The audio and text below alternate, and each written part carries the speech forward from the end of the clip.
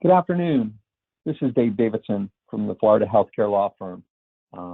Thank you for joining me today on this August 19th to talk about the impact of the new pelvic examination law on Florida medical practices. This is a new law that was passed by the Florida legislature in 2020 and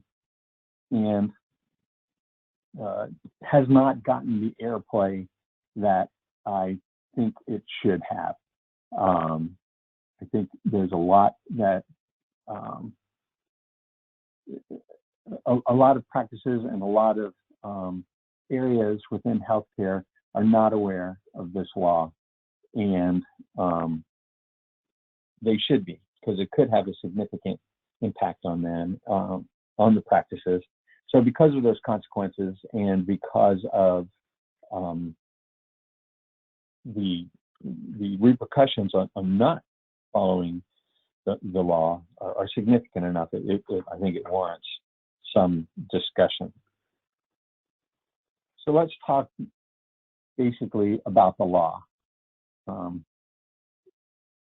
does it require? Well, as of July 1st, 2020, the law requires that all medical providers obtain a written informed consent from their patients prior to performing a pelvic examination. Pretty broad. The law itself is part of a broader bill that was focused on the crime of reproductive battery, but kind of stuck in the middle of the reproductive battery issues and the causes of action that can be brought there and the prohibited acts under that law. They stuck this new provision in the middle. It's a new requirement for all providers, and it applies in every setting. So regardless of whether the patient is at home or in your office or at the hospital, this law applies. A written consent has to be obtained before a pelvic examination can be performed. So before we jump into some of the substance of the law, let's talk a little bit about informed consent and get a refresher on that. Under Florida law, basically a patient has to, or before a patient undergoes a procedure, the patient has to agree or be aware of three things. The first is the nature of the procedure. The second is the risks and hazard of the procedure. And the third is the medically acceptable alternatives to the procedure, including the option of doing nothing. So under this new law, these three criteria must be met prior to the patient undergoing a pelvic examination, and the practice has to have written confirmation of that consent as part of its record. I don't think, it is a new requirement, and it is a new hurdle that you have to jump through. But I don't, honestly, personally, I don't think will be too difficult for most practices. For OBGYN practices, urology practices, GI practices, I think the consent can be incorporated into your standard consent process. It needs to be specific. There needs to be specific mention of it. But due to the nature of your practice and of those kinds of practices and the likelihood that a pelvic exam is going to be part of the care and treatment rendered, I think it's a common sense approach that's easily incorporated into the consent process. It might be a little bit different for family practice physicians, internists, primary care physicians, folks that may from time to time be required to perform a pelvic examination, but whose practice does not involve that on a day-to-day basis with most patients that come through the doors. That's where the issue is going to be.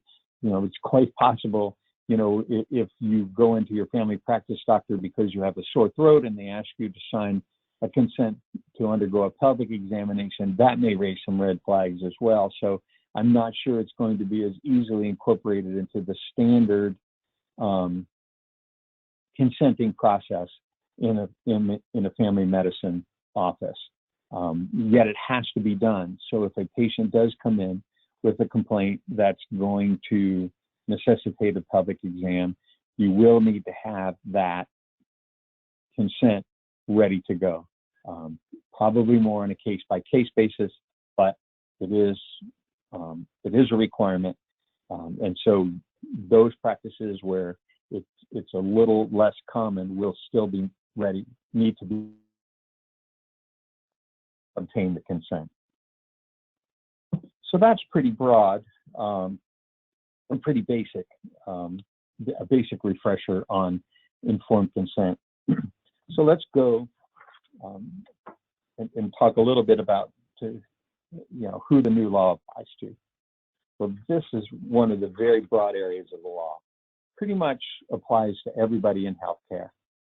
All healthcare practitioners, medical students, and any other students receiving training as healthcare practitioners. They tried to catch everyone. A lot of the concerns for the reproductive battery section of this bill arose from training programs and conduct of residents and fellows with patients they were seeing. And that was a lot of the genesis behind this bill.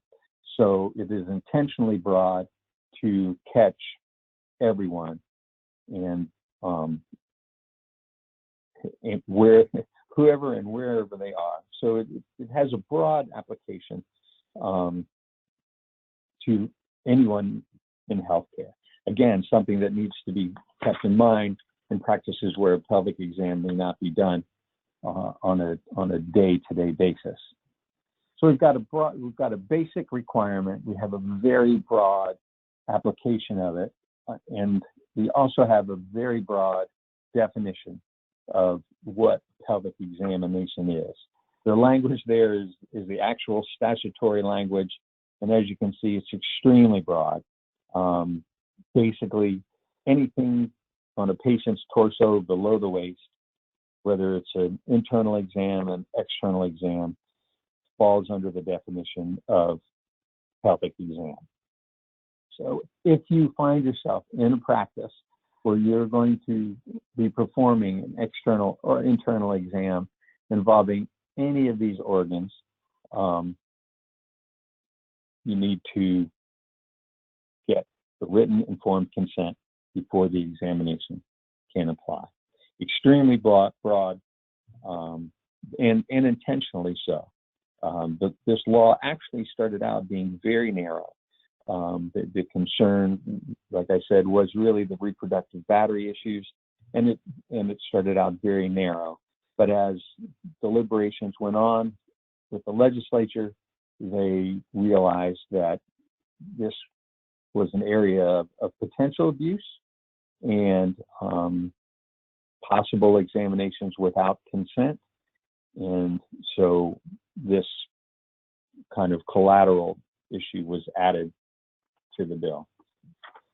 So it's a basic requirement with a broad application and a very broad definition, but there's some narrow parts to the law as well, and that involves the exceptions. There's only 2 exceptions to the law, and they are very limited and very narrow.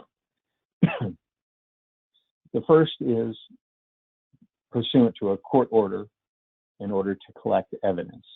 I would tell you that if a court orders you to do a pelvic examination for any reason, whether for collection of evidence or any reason, you should always follow the court order, or you will run the risk of being held in contempt. So you don't want to do that. So as an aside, if you get a court order telling you to do something, my general recommendation is that you do it.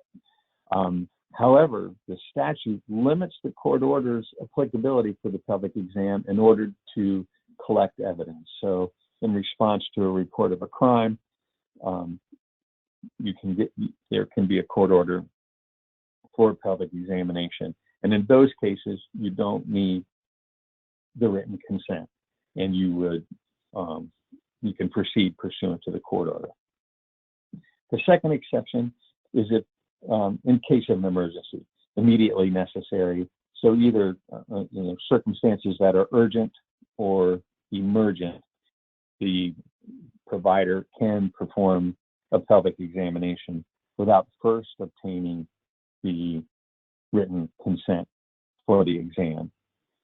Otherwise, in every other situation, if a pelvic exam is to be performed, the provider must obtain the written consent prior to the examination.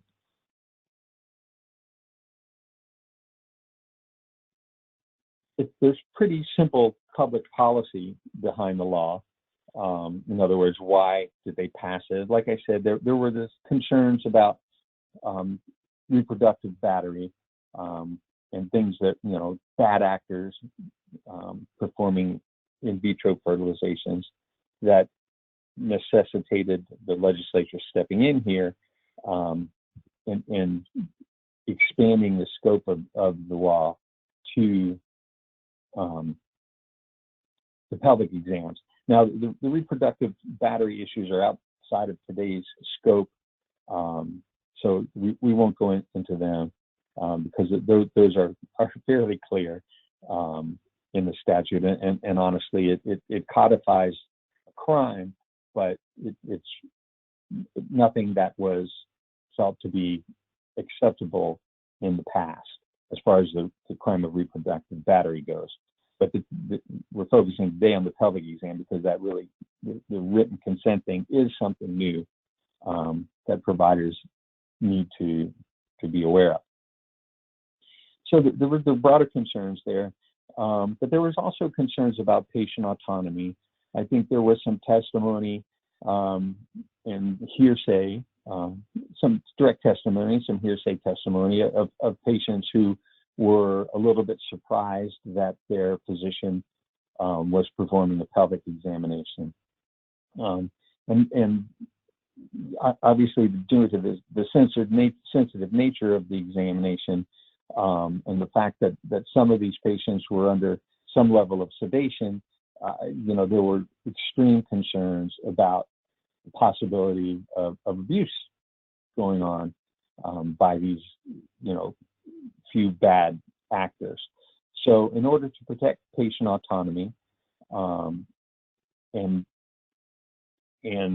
ensure that before a patient allows their autonomy to be compromised, they are given reasonable information that will allow them to make an informed decision on whether or not to undergo the procedure.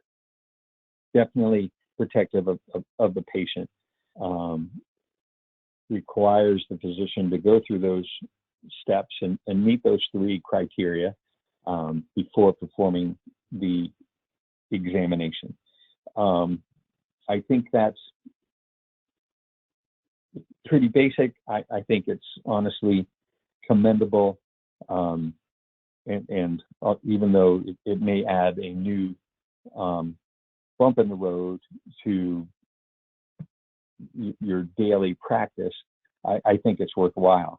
I guess I should also point out that the consequences of failing this, could bring the provider's license into question. There could be a board of medicine, board of nursing inquiry into the license if there is a report that a pelvic exam was performed without written informed consent being obtained. So I guess as an aside, I should say that enforcement is serious, obviously, to the providers, but it also opens the door for potential whistleblowers. And this is, I guess, the transition of some of my talk today into something of a cynical nature. But I can see there being instances in which providers are basically set up to violate this law. And even if they're not being set up, I can see that patients who may be aware of this law would report the providers for violation of the law even though there's not an intentional violation, even though that the examination didn't fall out of the standard of care, and was necessary for the care and treatment being sought by the patient. That's not going to stop some patients from filing a report on the provider. I think we've seen that with the Americans with Disabilities Act. There are plaintiffs' lawyers making a fairly decent living out of enforcing the ADA with patients who either were sent to set up the provider or who subsequently realized they might be able to recover because there was something about the doctor's office or something about the care they received that did not appropriately accommodate their disability. So I think it's very possible that we would see this happening with this law as well. Certainly, somebody's going to say, my doctor did a pelvic exam and I didn't expect that. Somebody's going to tell them, well, did you sign an informed consent? Did they explain it? Did you know the nature of the procedure? Did you understand the risks of the procedure? Did you understand the alternatives that might be there? And when they say no, somebody's going to say, well, you should go talk to a lawyer because they may have committed battery on you. And I guess that's another risk, is that, anytime, I think it's well known in physician practices that if you treat a patient without their consent, you run the risk of being charged with battery. Well, this law requires consent before a pelvic examination, and so therefore you run the risk of being charged with battery, either civilly or criminally, if a pelvic examination is performed without obtaining the written consent. So I'm a little cynical, but I can see this being ripe for abuse on the other side, where everything may have been appropriate with the care. The only thing lacking was that the consent wasn't timely obtained. So as you can see, I think the law makes sense. I think it has benefits. And so it begs the question, how can anyone not like that? Is there anybody out there that doesn't like this law, other than the office staff that now have another form that they have to get their patients to sign before they go back to see the doctors? Who else might oppose this? Well, surprisingly, there are a few groups that do not like this law. The first two groups I'll call here skeptical and confused. That's the Florida Medical Association and the Florida Nursing Association. They're not necessarily opposed to the law. They just think it's written a little vague and it should be clarified. And to gain that clarification, they've actually filed suit. They filed what's called a declaratory action to clarify some of the areas that they feel are improperly vague in the law. Here are their main areas in which they're asking the court to add clarification. They want clarification that the law does not apply to males. Well, I think it does apply to males. I think if the legislature wanted to limit it to female patients, they would have said this is limited to female patients, but it does not specify anything about the patients, who the patients are that require the consent. So I think it's pretty clear that the legislature could have said females only if they wanted to exclude men from application of the law. Now, if you go back to the definition, I think there's 8 body parts that are mentioned. 5 of them are female body parts. 3 of them are universal body parts. And so, yes, most of the description in the definition applies to women, but it doesn't exclude men. So I don't think a court is going to say that it applies only to women. But that's the first point in their declaratory lawsuit. The second point is that the law does not apply to surgical procedures. I guess that my opinion is that kind of depends. You will get a consent from a patient before you perform the surgical procedure if it's going to involve a pelvic examination or any type of task, as the definition refers to, during the surgery. What's going to happen with the pelvic examination is probably incorporated almost by default into the surgical consent. So I don't know that that's going to gain any clarification from the court either. The third point of clarification they've asked for is that the law does not apply to the insertion of catheters or cleaning of the pelvic area during diaper changes. Maybe the insertion of catheters is not going to constitute a pelvic exam.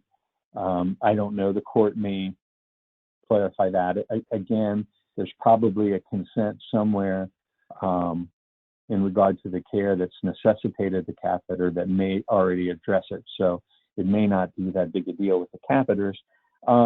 And I also understand why it may not, a pelvic exam may not include just simple diaper changes.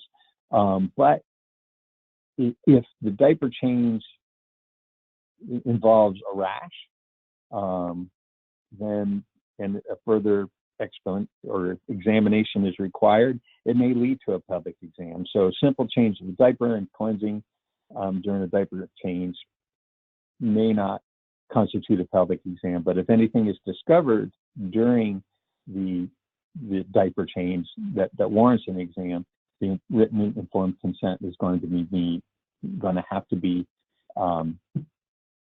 obtained before anything else can be done.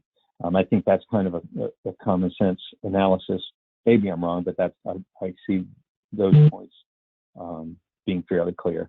The fourth point is that the law does not apply to visual examinations of the pelvic area. Maybe that doesn't fall within the law because it does talk about tasks, does seem to involve some level of touch, but I don't know if a court is going to be able to clarify this. Again, the legislature could have been clearer on this if it did not want to include visual examinations. So I don't know if a court is going to be able to carve that out. And my question with this one is I would still err on the side of safety. And if there is going to be a visual pelvic examination, get the consent, or at least note it in your records if you don't feel that it fits the definition of a pelvic examination under this law. And then the final area of clarification they're seeking is that one written consent is sufficient for an entire course of treatment. And I agree that this could be clarified. I think common sense tells you that, if you have an ongoing problem and you sign the initial consent to treatment or consent to the pelvic exam, that as the patient requires follow-up appointments, that the initial consent is fine. So the court may add some clarification there. I do think this is one area that the legislature could have addressed more clearly. So that's the clarification that the FMA and the FMA have requested. But the next group is the one that's totally opposed to the law. This is American College of Obstetricians and Gynecologists. They hate this law. At least they're, according, maybe not every member of the group hates the law, but their public statements have been really against the law. And in fact, even before it was officially took effect on July 1st, they were working to get it repealed in the next session.